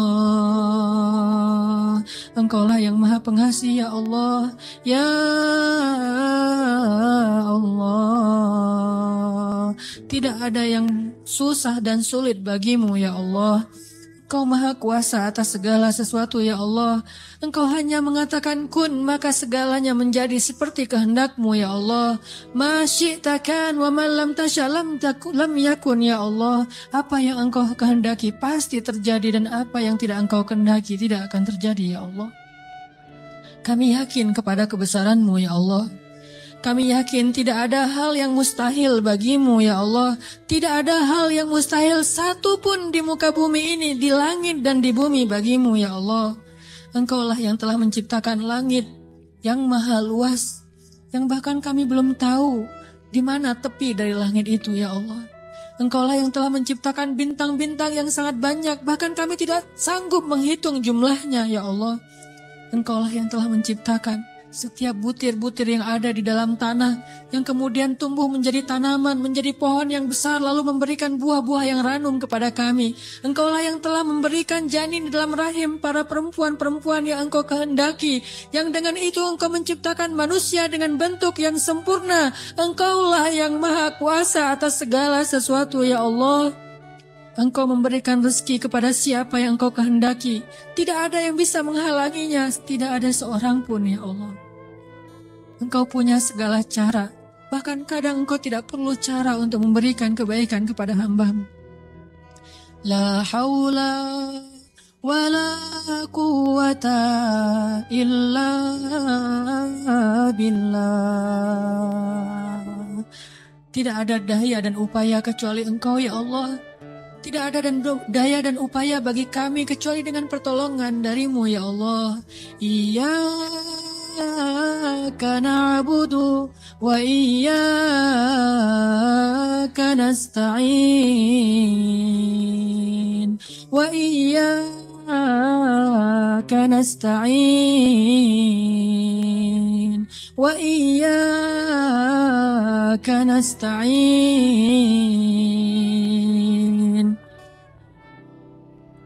Ya Allah, sesungguhnya salat kami, ibadah kami, ruku dan sujud kami, hidup kami persembahkan untuk-Mu, ya Allah. Ajarkan kami untuk tulus dalam mengatakan kalimat yang mulia itu, ya Allah, sehingga benar-benar kami menyerahkan hidup dan mati kami kepada-Mu, ya Allah. Inna salati wa nusuki wa mahyaya wa mamati lillah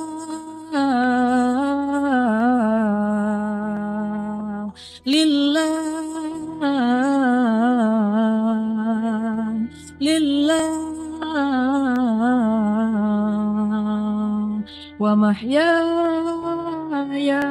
wa mamati lillahi rabbil alamin. Ya Allah, ya Arhamar Rahimin, kuatkanlah hati kami dalam keimanan, ya Allah. Kami tidak tahu bagaimana keadaan kami di akhir hayat kami nanti. Bisa jadi saat ini kami menjadi orang-orang yang dekat kepadamu. Tiba-tiba di akhir hayat kami menjauh dari-Mu. Dan tidak ada yang bisa menyelamatkan kami hari itu kecuali Engkau, ya Allah. Bisa jadi sekarang kami rajin ke masjid, sholat berjamaah. Tetapi di akhir hayat kami berputus asa sehingga kami meninggalkan panggilan-Mu, ya Allah. Kami berlindung kepadamu, ya Allah, dari kelemahan diri kami sendiri, ya Allah. Kami tahu Nabi-Mu pernah bersabda, bisa jadi seseorang sepanjang hidupnya beramal solih, amal ahli surga sampai jaraknya dengan surga hanya sejengkal saja, tetapi berlalulah ketetapan yang lain sehingga dia mati dalam keadaan syirik dan kufur dan masuklah dia ke neraka. Kami berlindung kepadamu dari keadaan orang seperti itu, ya Allah. Tidak ada yang bisa menjamin kami selamat. Bukan ibadah kami, bukan sholat, bukan sujud, bukan rukuh kami, bukan kesolehan kami. Bahkan orang yang paling soleh seperti seorang laki-laki Bani Israel bisa kufur dan akhirnya su'ul khatimah di akhir hayatnya, ya Allah. Hanya Engkau yang bisa menjamin akhir hayat kami, ya Allah. Kami belum merasa aman meskipun sekarang kami bersyukur mendapatkan hidayah untuk berhijrah. Tetapi tidak ada yang menjamin kami bisa istiqomah seperti ini sampai akhir hayat, ya Allah. Ya muqallibal qulub, ya muqallibal qulub, tsabbit qulubana. Wahai yang membolak-balikan hati, tetapkanlah hati kami dalam keimanan, ya Allah. Tetapkanlah hati kami dalam keimanan, ya Allah, sampai akhir hayat kami, agar kami bisa menutup usia kami dengan kalimat La ilaha illallah. Dan hanya itulah jaminan bagi kami untuk selamat di akhirat, ya Allah. Ya Arhamar Rahimin, kami kadang pernah melihat saudara-saudara kami yang Engkau uji dengan sakit yang amat berat. Dan mereka bersabar menghadapi ujian itu. Mereka miskin, lalu Engkau uji dengan sakit, yang bahkan banyak para dokter mengatakan mungkin tidak akan sembuh lagi, dan mereka hampir tidak punya harapan untuk sembuh, tetapi mereka bersabar dan ridho dengan ketetapan-Mu. Lalu kami menyadari, bagaimana jika kami yang Engkau berikan ujian seperti itu? Apakah kami akan sabar atau kami akan berputus asa, ya Allah? Ketika kami harus merasakan sakit 24 jam dalam sehari yang luar biasa rasanya, apakah kami akan bersabar atau kami berputus asa sehingga kami datang kepada para dukun atau akan bunuh diri dalam keadaan kufur, ya Allah? Tidak ada yang menjamin kami akan kuat pada hari itu kecuali Engkau, ya Allah.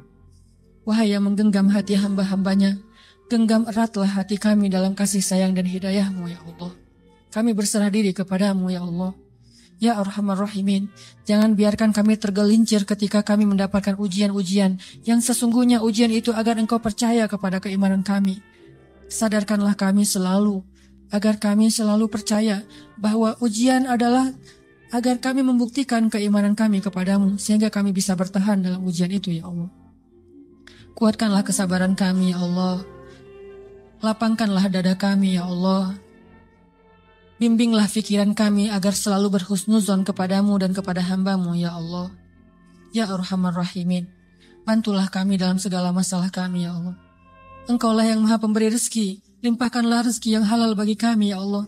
Tidaklah kami meninggalkan pekerjaan yang menurut syariat agama-Mu itu haram, kecuali karena kami takut kepadamu, ya Allah. Dan kami yakin Engkau menyediakan yang lebih baik setelah kami berhijrah dari pekerjaan yang haram itu, ya Allah. Kami percaya dan yakin. Maka tunjukkanlah keajaiban kepada kami. Beri kami rezeki yang lebih baik setelah kami meninggalkan yang syubhat. Ya Arhamar Rahimin, di antara kami ada yang berharap sekali Engkau anugerahkan keluarga yang menyejukkan mata. Anugerahkanlah keajaiban kepada kami. Berikan kepada kami pasangan-pasangan yang menyejukkan hati kami. Mungkin kami mencintai seseorang karenamu, tetapi dia tidak tahu tentang perasaan kami. Beritahu kepadanya, ya Allah, karena tidak tahu bagaimana cara kami mendekatinya, kecuali mendekat kepada Rabb-Nya, ya Allah. Engkaulah Rabb hati segala makhluk-Mu, ya Allah. Ya Allah, jadikanlah kami termasuk orang-orang yang Engkau bimbing perasaannya, agar selalu mencintai yang Engkau cintai, ya Allah. Ya Arhamar Rahimin, anugerahkanlah juga untuk kami, jika di antara kami ada yang sedang sakit, beri kami kesabaran dan kesembuhan, ya Allah. Jika di antara kami ada yang telah wafat, maka rahmatilah saudara kami yang telah kembali kepadamu, ya Allah. Ya Arhamar Rahimin, ampunkanlah dosa ayah dan ibu kami, ya Allah. Bagaimanapun juga, karena jerih payah, keringat, darah, air mata mereka, kami tumbuh menjadi orang yang seperti sekarang ini, ya Allah. Menjadi orang yang insya Allah dengan seizinmu menjadi orang yang bahagia, ya Allah. Karena perjuangan orang tua kami lah akhirnya kami bisa hidup layak, ya Allah. Walaupun kami sering mengkufur dan mengingkari kebaikan orang tua kami, ya Allah. Ya Arhamar Rahimin, kami tidak sanggup membalas kebaikan orang tua kami. Kami hanya mampu mendoakan kebaikan untuk mereka, ya Allah. Ampunkanlah dosa ibu kami, ya Allah. Ampunkanlah dosa ayah kami, ya Allah. Ampunkanlah dosa guru-guru kami, ya Allah. Ampunkanlah dosa pasangan kami, suami dan istri kami, ya Allah. Ampunkanlah dosa anak-anak kami, ya Allah. Ya Arhamar Rahimin, tunjukkanlah mujizat-Mu untuk kaum muslimin di Gaza. Tunjukkanlah mujizat-Mu untuk kaum muslimin di Palestina. Tunjukkanlah pertolongan-Mu seperti Engkau menolong Ahlu Badar dengan menurunkan ribuan malaikat kepada kaum muslimin di Suriah, ya Allah. Tidak sulit bagimu untuk menolong saudara-saudara kami yang ada di Suriah. Senjata-senjata orang kafir tidak ada apa-apanya dibandingkan kebesaran-Mu, ya Allah. Kami percaya kepada kemahaagungan dan kekuatan-Mu yang tidak ada bandingannya, ya Allah. Engkau dengan mudah menghancurkan pasukan Ahzab. Engkau dengan mudah membobol benteng-benteng Konstantinopel. Engkau dengan mudah menghancurkan orang-orang kafir di Padang Badar. Engkau dengan mudah menghancurkan benteng-benteng Yahudi di Khaybar. Mudah bagimu, ya Allah. Sangat mudah bagimu untuk menghancurkan orang-orang yang memusuhi kaum muslimin. Tapi kami sadar, jika Engkau memberikan ujian kepada kaum muslimin hari ini, sesungguhnya Engkau menginginkan agar kami menunjukkan persaudaraan di antara kami. Agar kaum muslimin yang ada di Indonesia berempati dan mereka mau membantu saudaranya di Palestina, Suriah, Irak, Yaman, dan seluruh dunia, ya Allah. Engkau ingin menghubungkan hati-hati kaum muslimin dengan ujian ini. Kami tahu, ya Allah. Tetapi kami tetap berharap bantuan dan kasih sayang-Mu ya Allah. Sadarkanlah kaum muslimin. Mungkin tidak banyak berita yang menyiarkan tentang keadaan saudara kami di Suriah. Tetapi hati kami tidak tertutup untuk mereka ya Allah. Ajarkanlah kaum muslimin untuk menyayangi saudaranya seperti satu jasad ya Allah. Berikanlah kemampuan kami untuk bisa membantu kaum muslimin di seluruh dunia. Dan bantulah kaum muslimin di seluruh dunia dengan kesabaran, dengan ketabahan, dengan kekuatan dari-Mu ya Allah. Kami yakin mungkin Engkau lebih mencintai orang-orang di Palestina daripada kami, sehingga Engkau mengambil nyawa mereka dalam keadaan syahid. Maka sayangilah kami seperti mereka, sehingga Engkau kelak memberikan kami pahala syahid karena kami menolong mereka ya Allah. Rabbana zalamna anfusana wa illam taghfir lana wa tarhamna lanakunanna minal khasirin. Maafkanlah kami ya Allah, jika selama ini kami masih ragu kepadamu ya Allah. Kami masih bimbang dan ragu kepada kebesaran-Mu ya Allah. Mulai sekarang kami akan belajar yakin kepadamu. Belajar selalu mengandalkan-Mu dalam segala urusan kami. Kami tidak akan bergantung kepada makhluk. Kami bergantung kepadamu. Kalaupun kami menggunakan makhluk, kami bekerja sama dengan manusia, itu karena perintah-Mu, bukan karena kami ragu kepadamu ya Allah. Rabbana atina fid dunya hasanah wa fil akhirati hasanah wa qina adzabannar. Ya Allah, jadikanlah kami laki-laki yang selalu percaya kepada kebesaran-Mu. Anugerahkanlah kepada kami istri seperti Hajar. Anugerahkanlah kepada kami anak laki-laki seperti Ismail. Dan anugerahkanlah kepada kami suami seperti Ibrahim. Anugerahkanlah kepada kami orang-orang yang selalu percaya kepadamu. Dan jadikanlah kami termasuk di antara orang-orang yang beriman. Ya Rabbana, beri kami hasanah di dunia, hasanah di akhirat, dan jauhkanlah kami dari api neraka. Alhamdulillahirrabbilalamin. Teman-teman yang dirahmati Allah, setelah kajian ini, oleh-oleh yang kita bisa bawa pulang, selalulah mengandalkan Allah dan bersabarlah dengan ujian. Buat Allah percaya kepada kita, kemudian tunggulah keajaiban terjadi dalam kehidupan kita. Mudah-mudahan ilmu yang malam ini kita dapatkan benar-benar mengubah kehidupan kita menjadi lebih baik, memperbaiki keimanan kita, memperbaiki akhlak kita. Barakallahu fiikum, subhanakallahumma bihamdika.